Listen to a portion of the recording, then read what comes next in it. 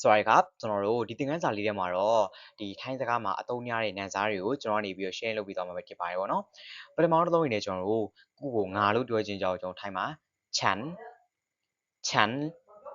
chan လို့သုံးလို့ရပါတယ်ကျွန်တော်ဆိုလို့ရှိရင်ကျတော့ ผมပါစပ်ပြပြရမယ်နော် ผมကျွန်တော်ကျမဆိုလို့ရှိရင်ကျတော့ ดิฉันကျမငါတို့ဆိုလို့ရှိရင်ကျတော့ကျွန်တော်တို့เราဒါမှမဟုတ်ကျွန်တော်လောင်လို့သုံးလို့ရပါတယ်ငါကြတော့กูမင်းကြတော့มึงလို့သုံးလို့ရပါတယ်ဒီกูมึงနဲ့ဒီခြံနဲ့ပေါ့နော်ဒီခြံဆိုတဲ့စကားလုံးနဲ့กูဆိုတဲ့စကားလုံးနဲ့ဘာကွာလဲဆိုလို့ရှိရင်ကျတော့ဒီกูတို့มึงတို့ကြောင့်ကျွန်တော်တို့မြန်မာစကားပြောမှလို့တို့အရန်ရင်းနှီးတဲ့တငယ်ချင်း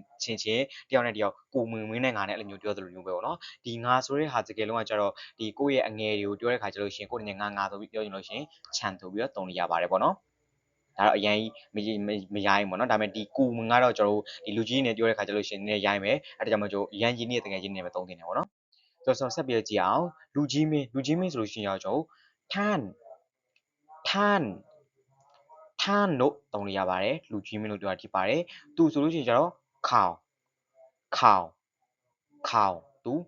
တင်ခဏဆိုလို့ရှိရင်ကျွန်တော်ขุนလို့သုံးလို့ရပါတယ်တင်ခဏပေါ့နော်နေသူမမင်းဆိုလို့ရှိရင်ကျွန်တော်เธอလို့သုံးလို့ရပါတယ်နင်ဆိုလို့ရှိရင်ကျွန်တော်แกလို့သုံးလို့ရပါတယ်ဒါတော့ဒီမိန်းကလေးတကယ်ချင်းတယောက်နဲ့နေနဲ့ငါနဲ့ပြောချင်လို့ရှိရင်ကျွန်တော်แกနဲ့သုံးလို့ရတယ်ပေါ့နော်သူတို့လို့ပြောချင်ကြတော့ကျွန်တော်พวกเขาသူတို့ဒီဖွက်ဆိုတဲ့စကားလုံးကိုဖွက်ကဲဆိုလို့ရှိရင်လေနင်တို့ဆိုပြီးအဲ့လိုမျိုးပြောလို့ရတယ်ပေါ့နော်ဒီဖွက်ဆိုတဲ့စကားလုံးကဒီတို့ပေါ့နော်အုပ်စုလိုက်ကိုသူကပေါင်းပြီးပြောချင်လို့ရှိရင်သုံးတယ်ပေါ့နော်ထပ်ပြီးတော့ကျွန်တော်တို့ဒီတိရစ္ဆာန်တွေဒါမှမဟုတ်ကျွန်တော်အရာဝတ္ထုပစ္စည်းတွေကိုနန်စားခေါ်ချင်ကြတော့